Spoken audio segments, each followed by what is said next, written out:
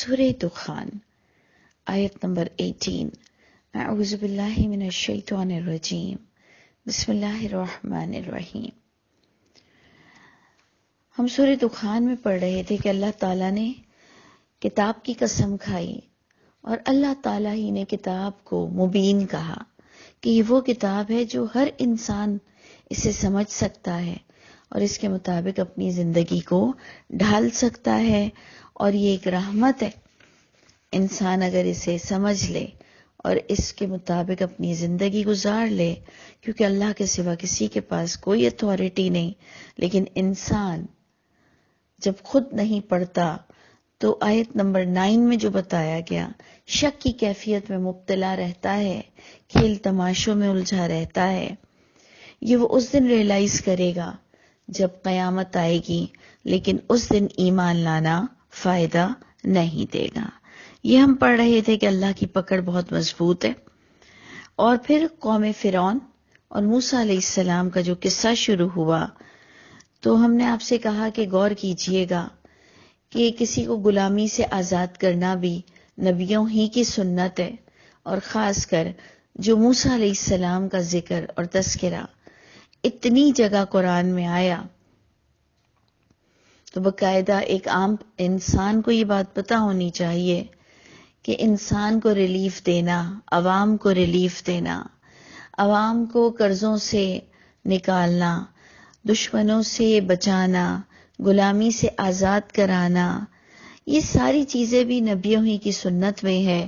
اور ہم پاکستان والے، ہم لوگوں نے تو خاص دیکھا کہ کس طرح قائد اعظم اور ان کے پینل کی جد و جہد، کس طرح سے نبی کریم صلی اللہ علیہ وسلم نے جو دوسری سنتوں کے ساتھ جو قرآن سے ہمیں ان کی سنتیں ملتی ہیں، اور پھر موسیٰ علیہ السلام کی جو خاص سنت کہ وہ کیوں فرعون کے پاس دوبارہ گئے۔ ایک تو میں یہ سمجھتی ہوں کہ ان پر جو ایک کیس آیا تھا، ان سے بھولے سے جو قتل ہوا، اللہ نے دوبارہ ان کو وہیں بھیجا۔ ایسا نہیں ہے کہ ایک ملک میں انہوں نے قتل کیا اور دوسرے ملک میں وہ نبی بن کر بیٹھے تھے، یعنی انہوں نے اپنے اوپر سے الزام کو دور کیا۔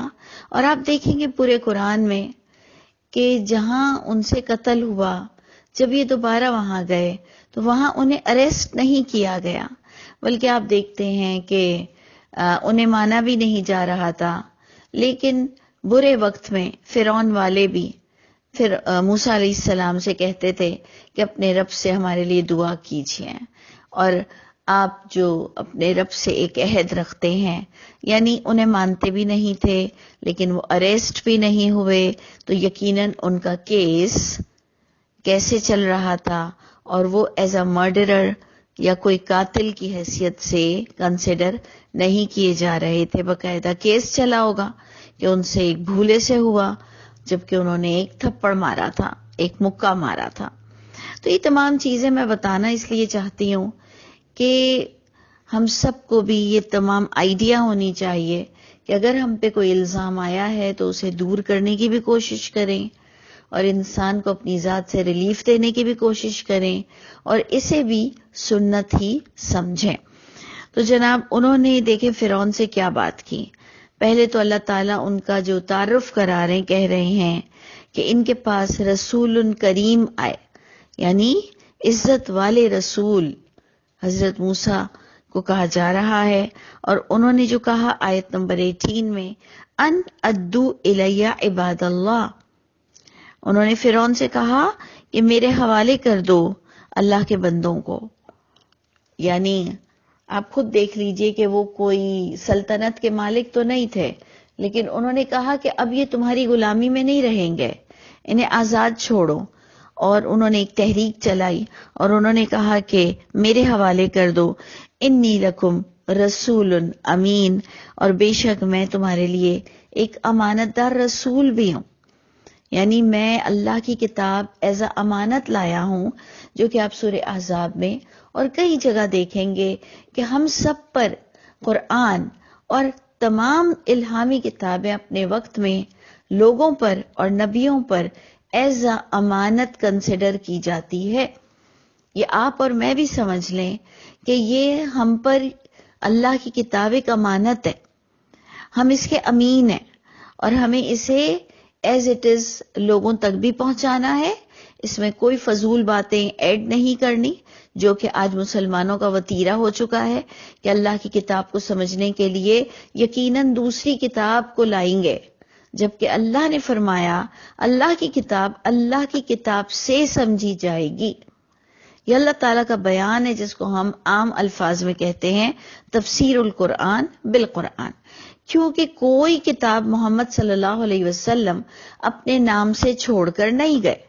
دوسروں کے نام کی کتابیں آج ہم سینوں سے لگا کر بیٹھے ہیں اور سمجھتے ہیں کہ قرآن کی تفسیر ہمیں اس میں سے ملے گی. یہ آج کے مسلمان کو سب سے بڑی غلط فہمی ہے، بلکہ میرے نزدیک تو وہ اللہ کی باتوں کے ساتھ دوسری باتوں کو اگر پیرلل ہم پلہ ایک درجہ برابری کا دیتا ہے کہ جی اللہ کی کتاب کے ساتھ ہی دوسری کتابیں بھی وہی درجہ رکھتی ہیں، اور پھر ان کتابوں کو وہ جب صحیح کا درجہ دیتا ہے، کہتا ہے صحیح، اور کتاب کا نام لیتا ہے رائٹر کے ساتھ، تو کیا محمد صلی اللہ علیہ وسلم زیادہ حق نہیں رکھتے کہ ان کے نام کی کوئی کتاب ہوتی؟ جب انہوں نے کوئی دوسری کتاب کو نہ صحیح کا درجہ دیا اور نہ خود کے نام سے کوئی کتاب جاری کی، تو آپ کو اور مجھ کو اس شرک سے ڈرنا چاہیے. اللہ سب معاف کر دیں گے، شرک کو معاف نہیں کریں گے. ہم ان لوگوں کو بہت برا سمجھتے ہیں جو اللہ کی اولاد بنا کے بیٹھے ہیں. ہم ان کو کیوں نہیں برا سمجھتے جنہوں نے اللہ کی باتوں میں باتوں کو اتنا بڑھا چڑھا کے پیش کیا جتنا اللہ نے کہا نہیں. اور یہ بھی بہت بڑا شرک اور گناہ ہے کہ ان تقولوا علی اللہ ما لا تعلمون، یہ کہ تم وہ باتیں کرو اللہ پر جس کا تمہیں اللہ نے کتاب سے، الہامی کتاب سے علم نہیں دیا. تو دیکھیں ہم اس ساری بات کر رہے تھے لفظ امین پر، کہ موسیٰ علیہ السلام بھی امانت دار رسول تھے. تمام انبیاء کرام کو اللہ تعالیٰ نے امانت دار رسول کہا، اور گویا ہم پر بھی یہ امانت کی ذمہ داری ڈال دی گئی ہے. اللہ تعالیٰ ہمیں بہترین کردار ادا کرنے والا بنا دے. اچھا جی، تو انہوں نے کہا وَأَلَّا تَعْلُوا عَلَى اللَّهِ. وہ فرعون کو سمجھاتے ہوئے موسیٰ علیہ السلام کہتے ہیں دیکھو اللہ کے مقابلے میں بہت بڑا بننے کی ضرورت نہیں. ہم کہتے ہیں نا علی، اللہ علی، آپ آیت الکرسی میں پڑھتے ہیں وَهُوَ الْعَلِيُّ الْعَظِيمُ، اور وہ اللہ تعالی بہت ہی بلند اور عظیم ہے. اس نے کہا تمہیں بہت زیادہ بلند بننے کی ضرورت نہیں ہے.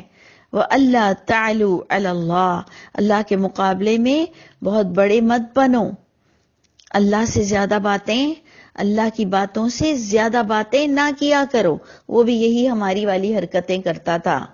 فرعون بالکل ہماری والی حرکتیں کر رہا تھا قرآن کی روح سے، کہ اللہ پر بڑھ بڑھ کر باتیں کرتا تھا.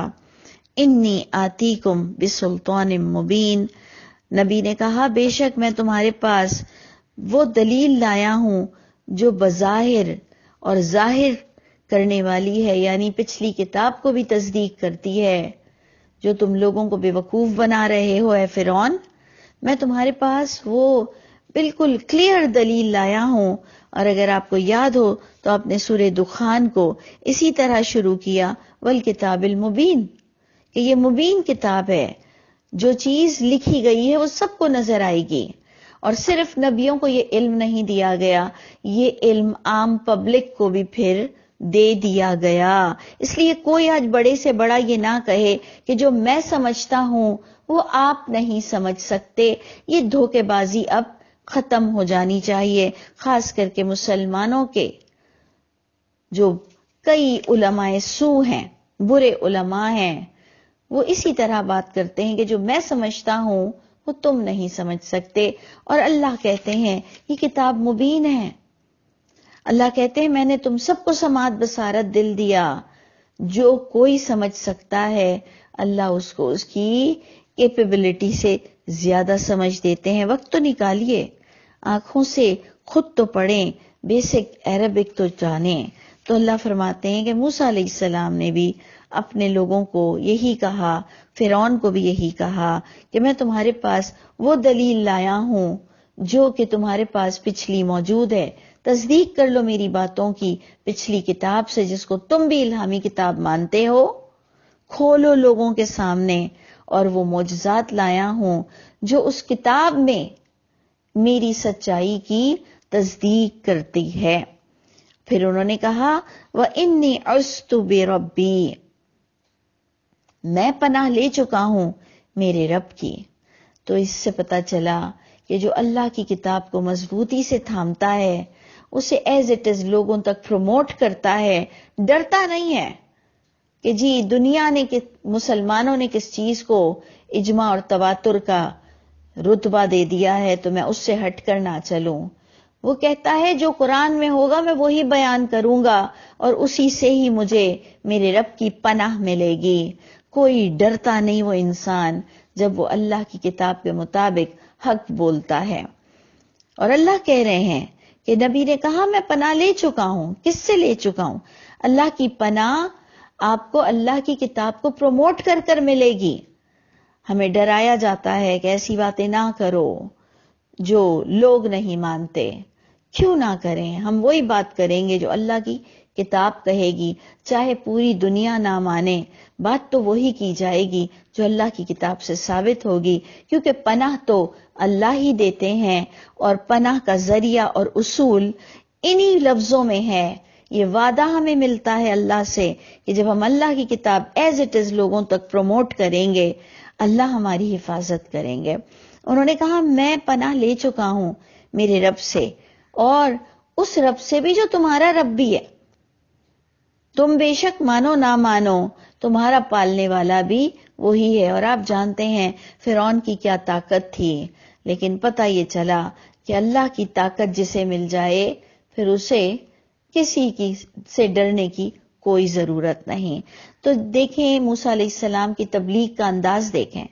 انہوں نے کہا میں تمہیں پچھلی کتاب سے تصدیق کر رہا ہوں، میں تمہارے پاس کھلم کھلا غلبے کے ساتھ آیا ہوں، لوگوں کو میرے حوالے کر دو، اور میں میرے رب کی پناہ پکڑ چکا ہوں جو تمہارا بھی رب ہے۔ ان ترجمونی، یہ کہ تم مجھے رجم کرو، یہ کہ تم مجھے دھتکارو، یہ کہ تم مجھے پتھروں سے مارو، میں نے میرے رب کی پناہ لے چکا ہوں۔ وَإِن لَّمْ تُؤْمِنُوا، اور اگر تم نے نہیں ایمان لایا اس کتاب پر جو پچھلی کتاب سے تصدیق کر رہی ہے، اور اگر تم نے ان معجزات کو دیکھ کر بھی مجھے اللہ کا رسول نہیں مانا جن معجزات کی دلیل تمہاری پچھلی کتاب دے چکی ہے، اے فرعون اور ان کے ماننے والوں کو انہوں نے کلیئر کہا کہ تمہارے پاس اللہ کی کتاب موجود ہے، لیکن ہماری طرح وہ بھی اصل کتاب کو نہیں پڑھتے تھے اور دوسری انسان کی لکھی ہوئی کتابوں سے اللہ کو سمجھتے تھے۔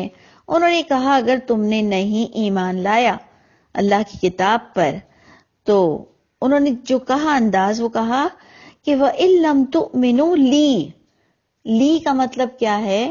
میری باتوں پر، میں جو تمہیں بات سمجھا رہا ہوں، جو میں تمہیں پچھلی کتاب سے سلطان مبین جو میں تمہیں سمجھا رہا ہوں، اگر تم نے نہیں مانی میری بات تو فَاعْتَزِلُونِی، پھر عزل کرو مجھ سے، یعنی تم میں اور مجھ میں علیحدگی ہے، میں تم میں سے نہیں تم مجھ میں سے نہیں۔ یہ خاص نبیوں کی سنت ہوتی ہے کہ وہ اللہ کی کتاب کو پروموٹ کر کر جب انہیں لوگ لعن طعن کرتے ہیں کہ جناب تم تو اجماع سے ہٹ کے چل رہے ہو، تم تو تواتر سے ہٹ کے چل رہے ہو، تو وہ باقاعدہ کہتے ہیں ہاں مجھ میں اور تم میں فرق ہے، میں تم میں سے نہیں، میں تمہاری طرح جھوٹی باتیں نہیں کرتا، میں تمہاری طرح سے دین نہیں سمجھتا، میں اللہ کی کتاب سے دین سمجھتا ہوں۔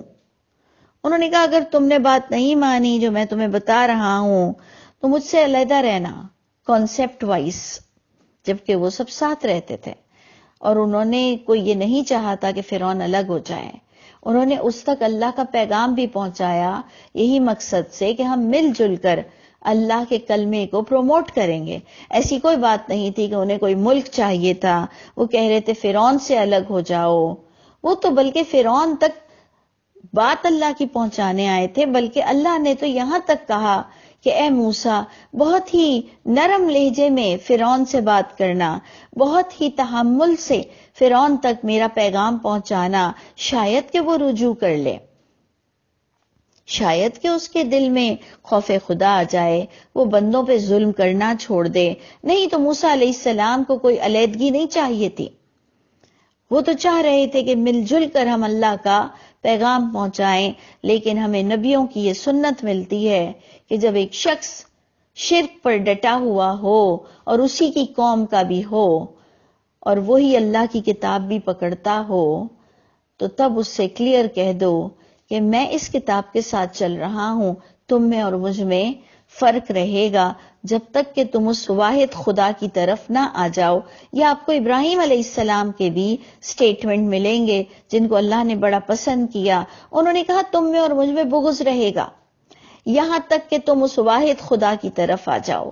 یہ ابراہیم علیہ السلام کا سٹیٹمنٹ اللہ تعالیٰ دیتے ہوئے فرماتے ہیں کہ تمہارے لیے بیسٹ رول ماڈل ابراہیم علیہ السلام کی ذات میں ہے، تو اس لیے ڈرنے کی کوئی ضرورت نہیں۔ اپنا ایمان اور اپنا کانسیپٹ لوگوں میں بتائیں گے ہم تو انشاءاللہ ہماری طرف سے اللہ کا کلمہ بلند ہوگا، ماننے والے مانیں گے، نہیں تو کئی نبیوں کو فتح تک بھی نہیں ملی۔ تو اس لیے ہم اپنا کام کریں اور اللہ اپنی ذمہ داری نبھاتے ہیں۔ اینی وے آگے ہم انشاءاللہ اس کو پھر کنٹینیو کریں گے۔ یہاں آگے یہ بتایا جا رہا ہے کہ کس طرح پھر موسیٰ علیہ السلام کو بھی فرعون کے پاس کامیابی نہیں مل سک رہی تھی، تو ایٹ لاسٹ فرعون کو کس طرح تباہ کر دیا گیا، کس طرح انہوں نے دعا مانگی، کس طرح اللہ نے ان کی مدد کی۔ یہ ہمیں اس لیے بتایا جا رہا ہے کہ فرعون جیسے سے بھی ڈرنے کی کوئی ضرورت نہیں، اور تمہیں جس کام کے لیے پیدا کیا گیا ہے وہ کام کر کے اس دنیا سے جاؤ۔ اللہ تعالی ہم سب کو اسلام والی زندگی دے اور اسلام والی موت دے۔ اللہ تعالی ہم سب کے حامی و ناصر ہوں۔